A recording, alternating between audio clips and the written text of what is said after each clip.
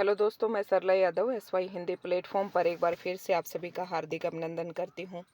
और आज की इस वीडियो में हम अपना उपविषय लेकर आए हैं रीतिकालीन कवियों का आचार्यत्व, जो कि आपके रीतिकाल का प्रश्न है ये। और एमए वाले स्टूडेंट और असिस्टेंट प्रोफेसर और जो टीजीटी पीजीटी एस्टेट वाले बच्चे हैं, सभी के लिए जो वीडियो है महत्वपूर्ण रहने वाली है। असिस्टेंट प्रोफेसर के लिए और जो एमए वाले बच्चे हैं उनके सिलेबस में तो ये जो आपका टॉपिक है ये ऐसे के ऐसे दिया गया है कि रीतिकालीन कवियों के आचार्यत्व पर प्रकाश डालिए। तो आज इस वीडियो में हम यही देखेंगे। देख लेते एक बार बारी बारी क्या कह रहा है कि रीतिकालीन जो कवि थे, आपको पता है कि जो रीतिकालीन कवि थे वो तीन प्रकार के थे, रीतिसिद्ध, रीतिमुक्त और रीतिबद्ध, तीन प्रकार के कवि थे। तो उनको आचार्य कहें या फिर कवि कहें, इस बारे में अलग अलग कवियों, अलग अलग विद्वानों ने, अलग अलग साहित्यकारों ने अपने अलग अलग मत दिए हैं और बताया है कि वो आचार्य थे या कवि थे। तो ये प्रश्न अब हम यहाँ पर पढ़ लेते हैं। कुछ एक पॉइंट है, 20-22 पॉइंट है और आपका 20-22 पॉइंट है इस प्रश्न में। नंबर 1 नंबर 2 करके हम इसे पढ़ेंगे बहुत ही आसान तरीके से। और ये आप देख लेना कि आपके पेपर में 10 नंबर का पूछा है, 15 का पूछा है, 20 नंबर का पूछा है। उसी हिसाब से आप अपने इन पॉइंट्स को छोटा कर लेना, संक्षिप्त कर लेना। अगर ज़्यादा मार्क्स का आता है तो आप थोड़ा सा विस्तृत लिख देना। शुरू करते हैं। हिंदी में लक्षण ग्रंथों की परिपाटी पर रचना करने वाले जो सैकड़ों कवि हुए हैं। क्या कहा था कि आपको पता है कि रीति काल में, किस काल की रीति थी? लक्षण ग्रंथों के लिखने की रीति चली हुई थी। ठीक है। लक्षण ग्रंथों की परिपाटी पर रचना करने वाले जो सैकड़ों कवि हुए हैं वे आचार्य कोटि में नहीं आ सकते, वे वास्तव में कवि ही थे। ऐसा कहकर आचार्य रामचंद्र शुक्ल ने इस रीतिकालीन लक्षण ग्रंथकारों के आचार्यत्व पर प्रश्न चिन्ह लगा दिया है। उनका मत है कि, अब देखना, सबसे पहले आपको ये दो पंक्तियां दी गई हैं। अब आपसे एक तो यही पूछ ले कि ये पंक्तियां किसकी है, जैसे कि यूजीसी नेट में पूछा जाता है। तो ये आचार्य रामचंद्र शुक्ल जी ने कही है। और ये किसके बारे में कही है? ये रीतिकालीन कवियों के बारे में कही है। और फिर इन्होंने इन पंक्तियों में क्या कहा है कि जो रीतिकालीन कवि थे उनके, रीतिकालीन कवियों के जो लक्षण ग्रंथकारों के आचार्यत्व पर प्रश्न चिन्ह लगा दिया है। कह रहे कि हम उन्हें आचार्य नहीं कह सकते, हम उन्हें कवि ही कह सकते हैं। तो इस संदर्भ में आचार्य रामचंद्र शुक्ल जी ने कौन कौन से अपने मत रखे हैं, उनके इन मतों को हम इस वीडियो में अब देख लेते हैं। क्या कह रहे हैं आचार्य रामचंद्र शुक्ल जी कि आचार्यत्व पर प्रश्न चिन्ह लगा दिया। जैसे कि कई कवि इसे कह रहे थे कि ये रीतिकाल के जो कवि हैं वो आचार्य हैं, कुछ कह रहे कि रीतिकाल के जो कवि हैं वो कवि ही हैं, उन्होंने कवि कर्म ही किया। तो आचार्य रामचंद्र शुक्ल जी ने ये आचार्यत्व पर प्रश्न चिन्ह लगा दिया और अपना मत दिया। तो उनका मत अब हम देखते हैं। मत है नंबर 1। उन्होंने उनको आचार्यत्व कहने के पीछे जो खंडन किया उसका, उसके पीछे कुछ मत दिए। और वो मत किस प्रकार से हैं? आचार्यत्व के लिए जिस सूक्ष्म विवेचन शक्ति एवं पर्यालोचन शक्ति की आवश्यकता होती है, इसका अभाव इन कवियों में था। पहला मत जो आचार्य रामचंद्र शुक्ल जी का है कि हम इन्हें आचार्य नहीं कह सकते, क्योंकि आचार्यत्व प्राप्त करने के लिए जिस सूक्ष्म विवेचन शक्ति का होना चाहिए और जिस पर्यालोचन शक्ति की आवश्यकता होती है, इसमें अभाव था। नंबर 1, मतलब इन्होंने क्या कहा कि उन कवियों के अंदर वो सूक्ष्म विवेचन शक्ति, सूक्ष्म विवेचन शक्ति का मतलब होता है कि किसी भी एक बात का सूक्ष्म से सूक्ष्म, यानी कि छोटे से छोटे तरीके से उसका विवेचन करना, तक और तर्क देना। और पर्यालोचन शक्ति का मतलब है कि लोचन का मतलब देखना, और पर्याय मतलब किसी एक बात को विभिन्न दृष्टिकोण से देखना और विभिन्न दृष्टिकोण से कहना और विभिन्न दृष्टिकोण से उसका विवेचन करना। इस चीज़ का इसमें अभाव था। नंबर 1, आई होप आपका ये पॉइंट क्लियर हो गया होगा। नंबर 2 की अगर हम बात करें तो क्या कहा है? काव्यांगों का विस्तृत विवेचन। काव्यांगों का, काव्यांग से आप क्या मतलब समझे कि काव्य के अंग। अगर काव्य के अंग की बात करें तो ये बात मैं एक बार नहीं पूरी कई बार बता चुकी हूँ कि काव्य के अंग में आपके काव्य के हेतु आ जाते हैं। काव्य हेतु, काव्य प्रयोजन, काव्य लक्षण और रस, गुण, काव्य दोष, काव्य गुण, अलंकार, छंद, ये सब हमारे काव्यांगों के अंदर आ जाते हैं। यानी कि इन सब को हम काव्य का क्या कहते हैं? अंग कहते हैं। तो कह रहे हैं कि काव्यांगों का विस्तृत विवेचन, तर्क द्वारा खंडन मंडन एवं नवीन सिद्धांतों का प्रतिपादन भी हिंदी ग्रंथकारों में नहीं हुआ। अब आचार्य रामचंद्र शुक्ल जी कहते हैं कि रीतिकाल के जो कवि हैं, हम उनको आचार्यत्व की श्रेणी में नहीं रख सकते, क्योंकि एक तो इनके अंदर सूक्ष्म विवेचन शक्ति नहीं थी, एक पर्यालोचन शक्ति का अभाव था। तीसरा, इन्होंने क्या कहा कि काव्यांगों का विस्तृत विवेचन इन्होंने नहीं किया, और तर्क द्वारा खंडन मंडन, मतलब अगर उन्होंने किसी बात का खंडन किया या किसी बात को उन्होंने अपनाया या उसको सपोर्ट किया, तो उसके भी उन्होंने कोई सिद्धांत नहीं दिए। ठीक है, अगर हम किसी बात का खंडन करते हैं, मतलब किसी बात को हम नकारते हैं या किसी बात को हम अपनाते हैं, तो अपनाएंगे तो उसके पीछे भी कोई तर्क देना चाहिए, और अगर उस बात का हम खंडन करते हैं तो उसके पीछे भी तर्क द्वारा खंडन करना चाहिए। लेकिन आचार्य रामचंद्र शुक्ल जी कहते हैं कि तर्क का खंडन मंडन और नवीन सिद्धांतों का इन्होंने कोई प्रतिपादन नहीं किया। ठीक है, और कह रहे कि ना ही इन्होंने काव्यांगों का क्या किया, विस्तृत विवेचन किया। आप इनको अलग अलग पॉइंटों में भी लिख सकते हैं। आई होप आपको क्लियर होता जा रहा होगा कि रीतिकालीन कवियों का जो आचार्य तो है वो किस प्रकार का, मतलब आचार्य तो क्यों नहीं कह सकते, उसके पीछे आचार्य रामचंद्र शुक्ल जी ने मत दिए हैं। तो पहला मत मैंने आपको ये बताया कि आचार्य जी सूक्ष्म शक्ति और पर्यालोचन शक्ति की आवश्यकता होती है, इसका अभाव था। दूसरा पॉइंट मैंने आपको बताया कि काव्यांगों का जो विस्तृत विवेचन तर्क द्वारा खंडन मंडन एवं ना ही उन्होंने किसी नवीन सिद्धांतों का प्रतिपादन किया। ठीक है, तीसरा मत इन्होंने क्या कहा, इन रीति ग्रंथकारों का प्रमुख उद्देश्य कविता करना था। आचार्य रामचंद्र शुक्ल जी कहते हैं कि रीतिकाल के जितने भी कवि हुए हैं, इनका प्रमुख उद्देश्य जो था केवल कविता करना था, शास्त्र विवेचन नहीं। इस बात को आपको ध्यान रखना है। अतः कवि लोग एक ही दोहे में अपर्याप्त लक्षण देकर अपने कवि कर्म में प्रवृत्त हो जाते थे। कह रहे कि इन्होंने जैसे कि एक उदाहरण दिया, तो एक उदाहरण एक दोहे में नहीं दिया, ये कह रहे कि एक ही दोहे में इन्होंने लक्षण दिए, और वो भी अपर्याप्त लक्षण दिए, और कहने लगे कि हम तो कवि कर्म में प्रवृत्त हैं, मतलब अपने आप को कवि मानने लगे। आचार्य रामचंद्र शुक्ल जी कहते हैं कि पहली बात तो उनको आचार्य तो नहीं कह सकते, क्योंकि क्योंकि क्या था, क्योंकि कविता करना उनका प्रमुख उद्देश्य था, शास्त्र विवेचन नहीं था। और क्या था कि कवि लोग एक ही दोहे में अपर्याप्त लक्षण देकर अपने कवि कर्म में प्रवृत्त हो जाते थे। ठीक है, अगला पॉइंट है हमारा पॉइंट नंबर 4, काव्यांगों के सुव्यवस्थित एवं तर्कपूर्ण विवेचन के लिए सुविकसित गद्य का होना अनिवार्य है। क्या कहा है कि अगर काव्यांगों के बारे में आप विवेचन कर रहे हैं या काव्यांगों के बारे में आप अपना तर्क दे रहे हैं, तो उसके लिए एक गद्य भाषा का होना जरूरी था। गद्य का आपको पता ही है कि जो हमारा साहित्य उसे हम दो भागों में बांटते हैं, एक गद्य और पद्य। पद में विचारों की प्रधानता होती है, ये इसमें छंदों का प्रयोग होता है। ठीक है, और गद्य में वर्णात्मक शैली का प्रयोग किया जाता है। ठीक है, तो गद्य जिसमें कहानी उपन्यास नाटक आ जाते हैं, और पद में आपके काव्य खंड पूरा काव्य आ जाता है, यानी कि कविताएं आ जाती हैं। तो ये जो रीतिकालीन कवियों ने जो रचनाएं की वो पद्य में की। ठीक है, गद्य का जब तक विकास नहीं हुआ था, आपको पता है कि गद्य का विकास आधुनिक काल में जाकर हुआ है। कुछ एक रचनाएं थी जो गद्य में रचित थी, लेकिन पूरी तरीके से गद्य का विकास नहीं हुआ था। तो आचार्य रामचंद्र शुक्ल जी कहते हैं कि काव्यांगों के सुव्यवस्थित एवं तर्कपूर्ण विवेचन करने के लिए एक सुविकसित गद्य का भी होना अनिवार्य है, किंतु उस समय तक गद्य का विकास न हो सकने के कारण पद्य में ही विवेचन होता था, जो अपर्याप्त था। परिणामतः विषय का स्पष्टीकरण नहीं हो पाता। कवि आचार्य रामचंद्र शुक्ल जी कहते हैं कि इनको आचार्य तो न कहने के पीछे इन्होंने कहा कि ये जो काव्यांगों का इन्होंने जो तर्कपूर्ण विवेचन किया, वो एक उसके लिए एक गद्य की आवश्यकता थी, और गद्य का विकास तब तक नहीं हुआ था। ठीक है, जिसके कारण विषय का स्पष्टीकरण नहीं हो पाया। आई होप ये पॉइंट भी आपका क्लियर हो गया होगा।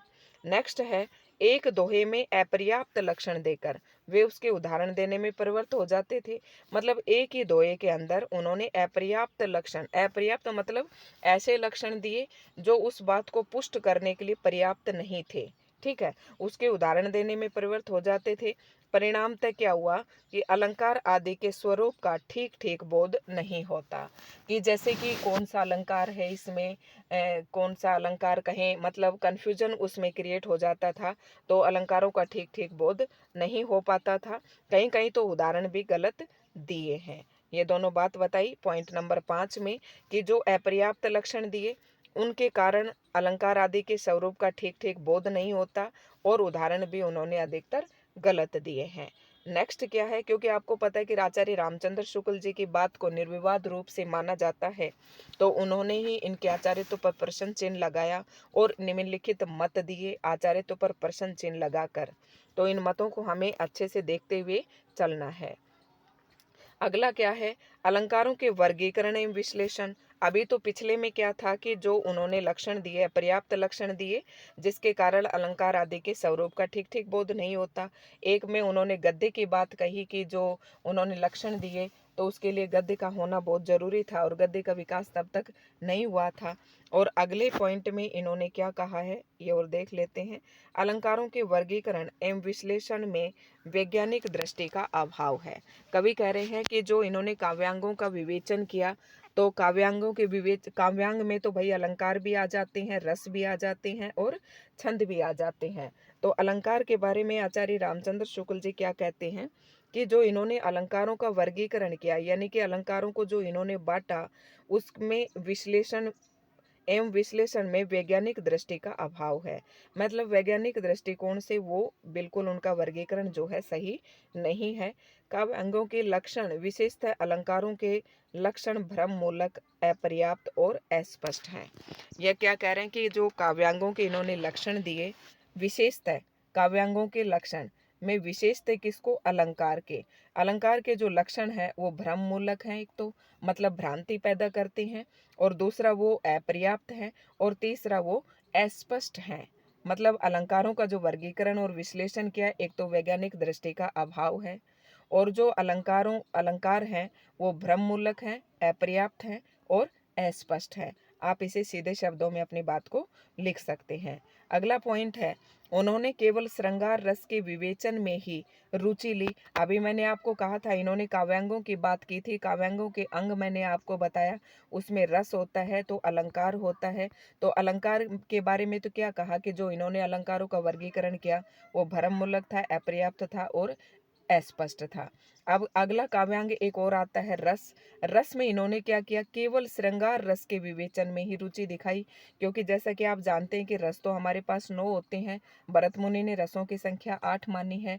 तो जो 9 रसों हैं, 9 रस हैं, उनमें से केवल इन्होंने श्रृंगार रस के विवेचन में ही रुचि ली और अन्य रसों की पर्याप्त उपेक्षा की गई। यानी कि अन्य रसों की ये उपेक्षा करते हुए नजर आते हैं। इस प्रकार इनका रीति विवेचन एकांगी, एक पक्षीय और अधूरा है। तो आचार्य रामचंद्र शुक्ल जी ने क्या कहा कि मतलब इन्होंने जैसे रस 9 है, 9 रसों में से केवल एक श्रृंगार रस को ही इन्होंने श्रृंगार रस को ही लिया, तो यानी कि एक पक्ष पर ही इन्होंने अपने विचार रखे।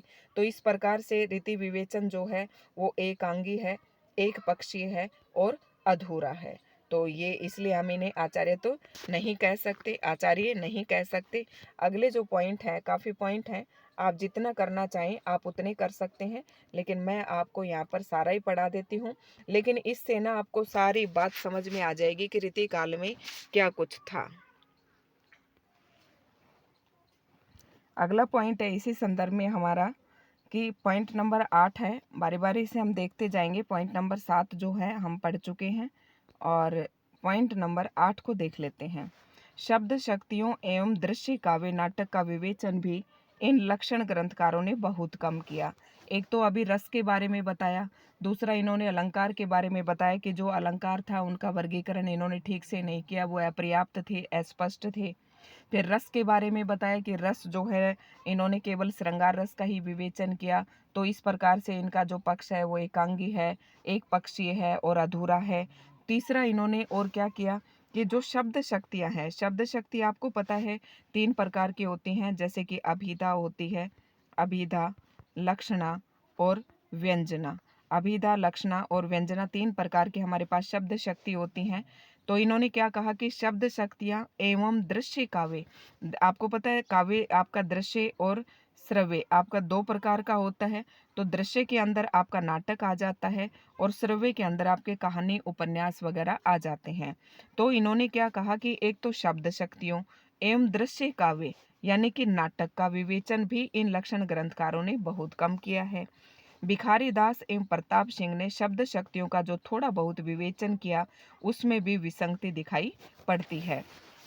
अब देखो यूजीसी नेट या पीजीटी एस्टेट वाले बच्चों का एक प्रश्न यहाँ से बन सकता है कि रीति काल के अंदर शब्द शक्तियों का जो थोड़ा बहुत विवेचन किया, शब्द शक्तियों का विवेचन करने का जो प्रयास किया वो किस कवि ने किया, तो उसमें आपका आ जाएगा भिखारी दास और प्रताप सिंह। ठीक है, लेकिन उसमें भी क्या होती है, विसंगति दिखाई पड़ती है।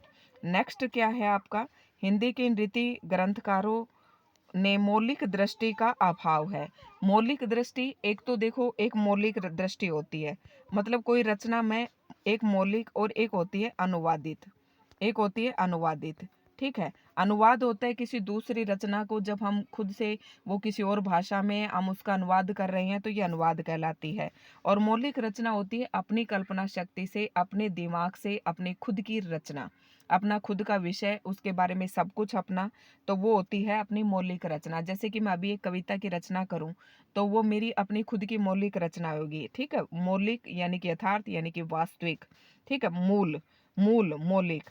तो कह रहे हैं कि इनमें क्या था कि मौलिक दृष्टि का अभाव है। संस्कृत काव्यशास्त्र के अनुकरण पर इन्होंने अपने रीति ग्रंथों का निर्माण किया। जैसे कि आप देख रहे हैं कि रीति, जो संस्कृत काव्यशास्त्र के जो कवि थे, संस्कृत के जो कवि थे, उन्हीं की देखा देखी ये लक्षण ग्रंथों की रचना कर रहे थे, इसलिए इनके अंदर मौलिक दृष्टि का अभाव था। हिंदी के अधिकतर अलंकार ग्रंथ, हिंदी के अधिकतर अलंकार ग्रंथ, ये हिंदी के अलंकार ग्रंथ कौन कौन से हैं, चंद्रालोक जयदेव का, कुवल कुवलयानंद, अप्पे दीक्षित के आधार पर निर्मित हुए हैं।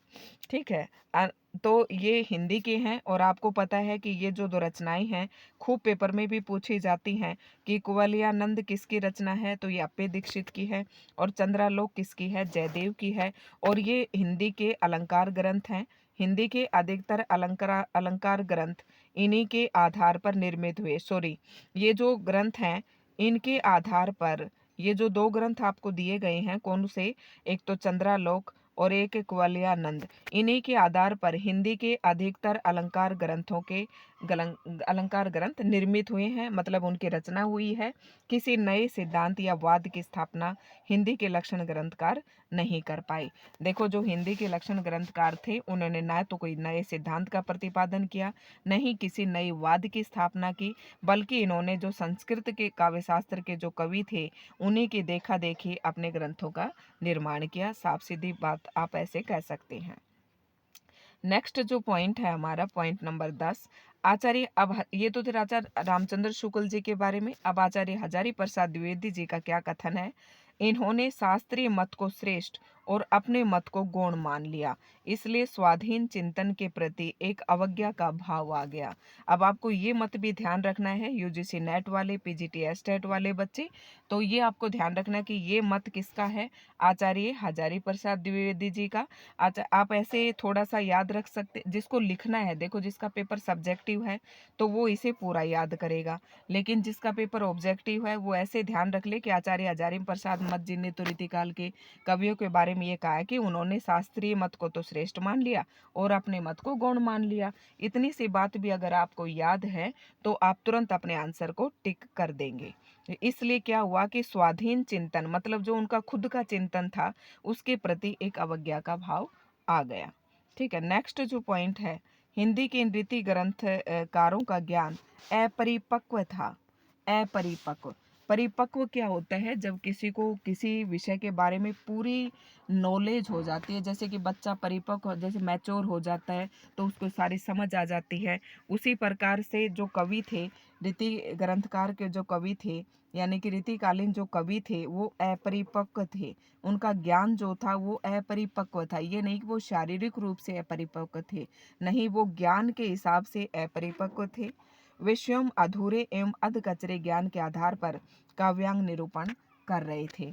देखो कितनी अच्छी बात कही है कि वो उनके अंदर खुद रीति ग्रंथकारों का ज्ञान अपरिपक्व था, स्वयं अधूरे एवं अधकचरे ज्ञान के आधार पर काव्यांग निरूपण कर रहे थे, अतः विश्लेषण में अस्पष्टता आने स्वाभाविक थी। ठीक है, नेक्स्ट पॉइंट देख लेते हैं, पॉइंट नंबर 12। काफ़ी पॉइंट हैं, बहुत ही आसान तरीके से मैं यहाँ बताने की कोशिश कर रही हूँ।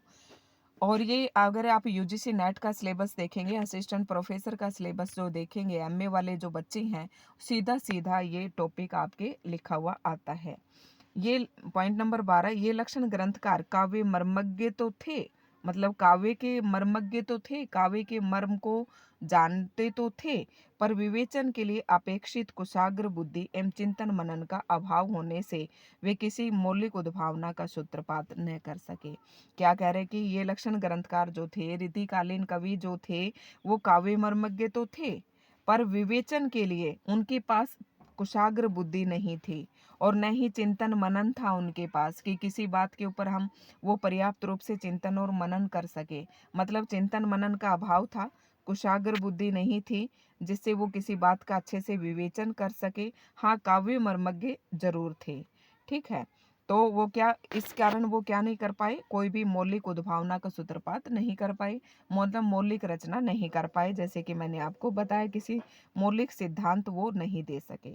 पॉइंट नंबर 13 क्या कहता है, अब आ गया भाई डॉक्टर नगेंद्र का मत, कि आचार्य तो कहने के पीछे डॉक्टर नगेंद्र का क्या मत है, आचार्य तो कहें या ना कहें, यानी कि सभी ने आचार्य तो पर प्रश्न चिन्ह लगाया।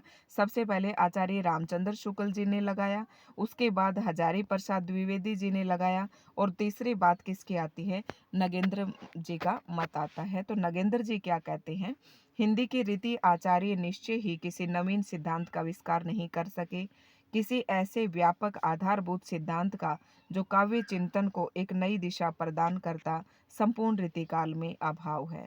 हजारी प्रसाद द्विवेदी जी ने तो क्या कहा था कि उन्होंने शास्त्रीय मत को तो प्रमुख मान लिया और अपने मत को गौण मान लिया, ऐसे आप याद रखेंगे। डॉक्टर नगेंद्र ने क्या कहा है कि उन्होंने किसी नवीन सिद्धांत का आविष्कार वो नहीं कर पाए।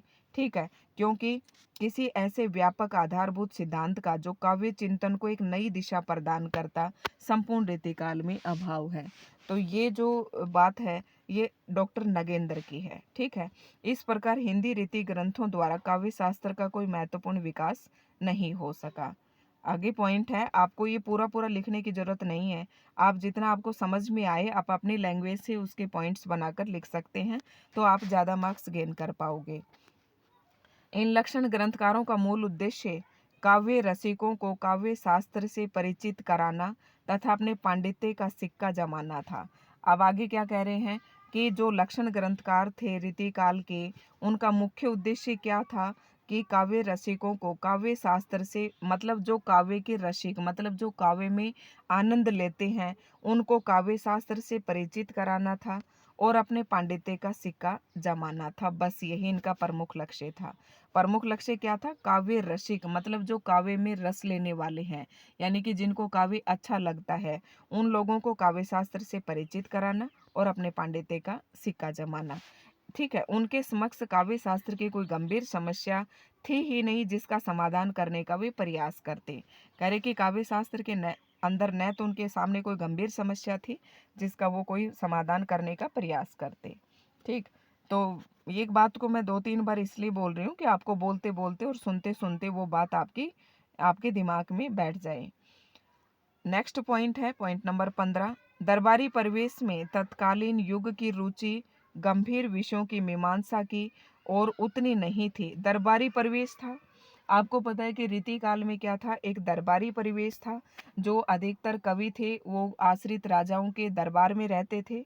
तो उस समय जो तत्कालीन युग की रुचि जो थी वो गंभीर विषयों की मीमांसा की ओर उतनी नहीं थे। मतलब क्या कह रहे थे कि दरबारी परिवेश होने के कारण और उस समय जो तत्कालीन परिस्थितियां थी वो ऐसी थी कि जिसके कारण किसी का भी मतलब गंभीर विषयों की तरफ ना तो रुचि थी और ना ही उनका ध्यान गया। ठीक है, जितनी रसिकता की थी, रसिकता की ओर थी, रसिकता, इन कवियों ने काव्यांगों का सतही विवेचन किया। मतलब काव्यांगों का जो विवेचन किया वो केवल ऊपर ऊपर किया, मतलब सूक्ष्म विवेचन और तर्कपूर्ण विवेचन नहीं किया।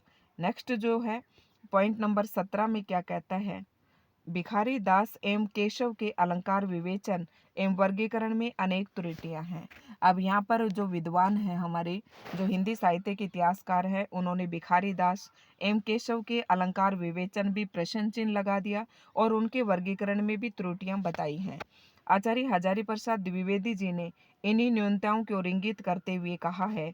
अब क्या कहा है, क्या क्या त्रुटियां रही भाई भिखारीदास एवं केशव के अलंकार में, क्या रहा, इंगित करते हुए कहा है, संस्कृत में अलंकार शास्त्र को लेकर जैसी सूक्ष्म विवेचन शक्ति हो रही थी,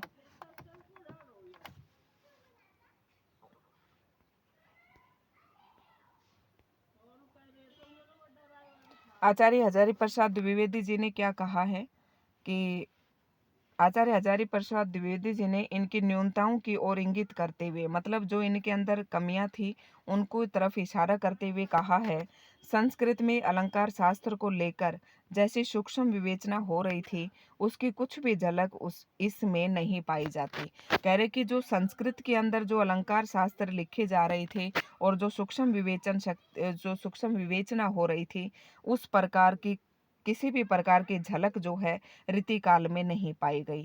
शास्त्रीय विवेचना तो बहुत कम कवियों को इष्ट थी।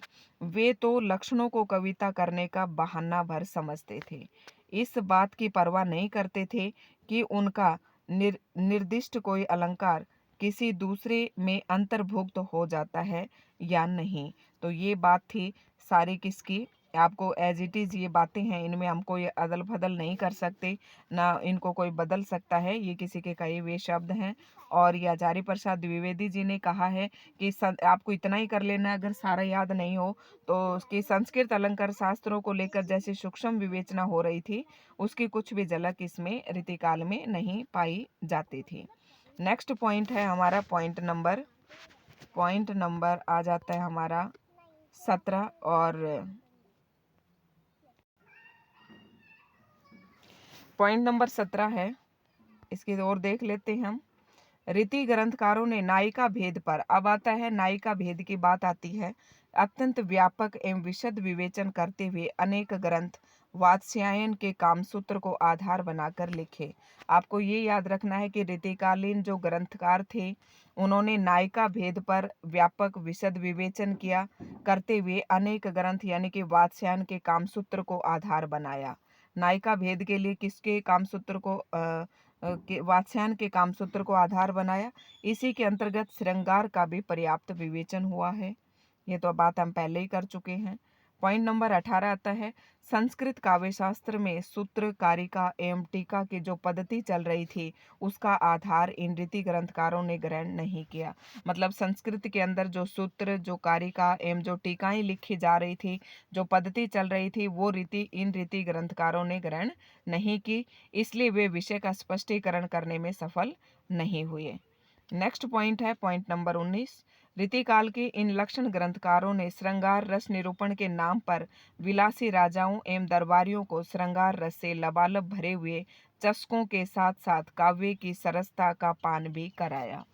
क्या कह रहा है कि रीतिकाल के जो लक्षण ग्रंथकार थे यानी कि जो कवि थे वो श्रृंगार रस निरूपण के नाम पर विलासी राजाओं एवं दरबारियों को श्रृंगार रस से लबालब भरे हुए चस्कों के साथ साथ, चस्क के मीन्स क्या होता है, चस्क मित मतलब प्याला, ठीक है, तो लबालब भरे हुए जो श्रृंगार रस के लबालब भरे हुए चस्कों के साथ साथ काव्य की सरसता का भी पान कराया। नेक्स्ट पॉइंट है पॉइंट नंबर 20, भले ही हम इन्हें आचार्य न माने किंतु हिंदी में काव्य शास्त्र का द्वार खोलने का श्रेय इन रीति ग्रंथकारों को अवश्य दिया जा सकता है। ठीक है, तो आचार्य हम इन्हें नहीं कह सकते क्योंकि बहुत सारी कमियां रही हैं रीतिकाल के अंदर, तो हम इन्हें चाहे आचार्य ना कहें लेकिन हिंदी जो काव्य शास्त्र है उसके द्वार खोलने का श्रेय रीतिकालीन कवियों को जाता है। पॉइंट नंबर 21 क्या कहा है इन्होंने, उपयुक्त विवेचन के आधार पर यह निष्कर्ष निकाला जा सकता है कि हिंदी में लक्षण ग्रंथों की रचना करने वाले ये सैकड़ों कवि शुद्ध रूप से आचार्य कोटि में नहीं आते, वे कवि ही हैं। मतलब अभी तक जो हमने जितने भी पॉइंट पढ़े इन सब से जो निष्कर्ष है वो यही निष्कर्ष निकाला जाता है कि हिंदी में लक्षण ग्रंथों की रचना करने वाले जो सैकड़ों शुद्ध रूप से आचार्य कोटि में तो नहीं आते ये कवि, लेकिन ये कवि जरूर हैं। आचार्य मतलब इन्हें आचार्य कोटि में नहीं कह सकते लेकिन ये कवि जरूर हैं। डॉक्टर नगेंद्र ने आचार्यों को 3 कोटियों मानी है। आचार्यों की 3 कोटियाँ मानी हैं डॉक्टर नगेंद्र ने। नंबर 1 उद्भावक आचार्य, दूसरा व्याख्याता आचार्य और तीसरा कवि शिक्षक आचार्य। तो उद्भावक आचार्य कौन से थे? जो किसी नवीन सिद्धांत का प्रतिपादन करे। उद्भावक वही होता है जो किसी नई चीज़ की उद्भावना करे, नई नवीन सिद्धांत का प्रतिपादन करे। ठीक है, तो उद्भावक आचार्य। ये नहीं कि सारे ही ऐसे थे, कुछ एक ऐसे भी थे जिन्होंने एक आध नवीन सिद्धांत दिया भी होगा। तो आचार्य रामचंद्र शुक्ल जी जो है इनको नगेंद्र जो है 3 कोटियों में बांटते हैं। पहले उद्भावक आचार्य, दूसरा व्याख्याता आचार्य जो स्थापित मत की व्याख्या करे। दूसरे व्याख्याता आचार्य वो आचार्य थे कि जो मत पहले से ही है उसकी इन्होंने व्याख्या करी। और तीसरे जो कवि हैं कवि शिक्षक आचार्य जो काव्य शास्त्र को सरस रूप में अवतरित करे, ये कवि शिक्षक आचार्य थे। तो ये 3 भागों में बांटे हैं आचार्यों को डॉक्टर नगेंद्र ने। कौन कौन से 3 हैं? उद्भावक आचार्य, व्याख्याता आचार्य और कवि शिक्षक आचार्य। अब यहीं पर हमारा ये जो पॉइंट है, प्रश्न है, ये खत्म हो जाता है। निश्चय ये रीति ग्रंथकार प्रथम वर्ग के आचार्य नहीं हैं, क्योंकि अब निष्कर्ष देख लेते हैं क्या निकलता है। मतलब ये आचार्य तो नहीं है क्योंकि इन्होंने किसी नवीन सिद्धांत का प्रतिपादन नहीं किया। ये बात हम पहले भी पढ़ चुके हैं। वे द्वितीय वर्ग में आने वाले व्याख्याता आचार्य भी नहीं है, क्योंकि उन्होंने स्थापित मत की व्याख्या करने का काम भी नहीं किया। ठीक है, वे वस्तुतः तृतीय वर्ग के कवि शिक्षक आचार्य माने जा सकते हैं, क्योंकि उन्होंने लक्षण ग्रंथ लिखकर काव्य शास्त्र की परंपरा को सरस रूप में हिंदी में अवतरित करने का सराहनीय कार्य अवश्य किया है। तो ये बात है कि ना तो हम इन्हें कह रहे हैं कि ना तो हम इन्हें उद्भावक आचार्य कह सकते हैं, ना व्याख्याता आचार्य कह सकते हैं, लेकिन इन्हें हाँ हम कवि शिक्षक आचार्य जरूर कह सकते हैं, क्योंकि इन्होंने क्या किया है कि हिंदी काव्य शास्त्र की परंपरा को सरस रूप में हिंदी में अवतरित करने का सराहनीय कार्य किया है। तो अब ये वीडियो आज की हमारी यहीं पर थी। आगे जो हम पढ़ेंगे रीतिकालीन जो हमारे कवि हैं आचार्य केशव की क्या काव्य दृष्टि, मतलब आचार्य उनका शिल्प सौंदर्य, उनका भाव सौंदर्य, ये अलग अलग और भी हम अभी वीडियो आपको बनाएंगे। लेकिन आज की जो वीडियो थी ये हमारी यहीं पर समाप्त होती है। और हमने पढ़ा कि 20-22 पॉइंटों के अंदर रीतिकालीन कवियों का आचार्यत्व। तो आई होप आपको ये समझ में आ गया होगा। वीडियो को अंत तक जरूर देखें। और जो बच्चे हमारे साथ नए जुड़े हैं वो प्लीज़ चैनल को सब्सक्राइब ज़रूर कर लें। और जो जिनको वीडियो अच्छी लगे तो चैनल को प्लीज़ वीडियो को लाइक एंड शेयर करें। अगर नए हैं तो चैनल को सब्सक्राइब ज़रूर करें। और जो बच्चे हमारे साथ जुड़कर असिस्टेंट प्रोफेसर की अभी भर्ती आने वाली हैं, हरियाणा में भी आने वाली हैं असिस्टेंट प्रोफेसर की, तो जो बच्चे इसकी तैयारी करना चाहते हैं हमारे साथ वो जुड़ सकते हैं, क्योंकि हिंदी साहित्य यहाँ पर मैं संपूर्ण करवाऊंगी। और जो DSSB, TGT, PGT, KVS, NVS के बच्चे जो हिंदी साहित्य पढ़ना चाहते हैं और जो हिंदी व्याकरण की तैयारी कर रहे हैं, तो वो भी हमारे चैनल को सब्सक्राइब कर सकते हैं। निःशुल्क यहाँ पर पूरा सिलेबस आपको कंप्लीट करवाया जाएगा। और हिंदी व्याकरण भी मैंने शुरू कर रखा है। लगभग जो टॉपिक है हमारे कंप्लीट हो चुके हैं। तो बस आपसे यही रिक्वेस्ट है कि जो हमारे चैनल पर नए हैं वो प्लीज़ चैनल को सब्सक्राइब ज़रूर कर ले। प्लीज़ कहा है मैंने, क्योंकि सब्सक्राइबर जब बढ़ते हैं तो मन करता है कि दिन में 2-2 3-3 वीडियो डालें और बच्चों का सिलेबस जल्दी से पूरा करवाएं। लेकिन जब ना सब्सक्राइबर आते हैं, ना कमेंट्स आते हैं, ना लाइक होती है, तो ऐसा मन करता है कि कोई वीडियो देख तो रहा नहीं है, क्यों ही वीडियो बनाएं अभी। तो बस इसके पीछे मकसद यही रहता है दोस्तों। धन्यवाद।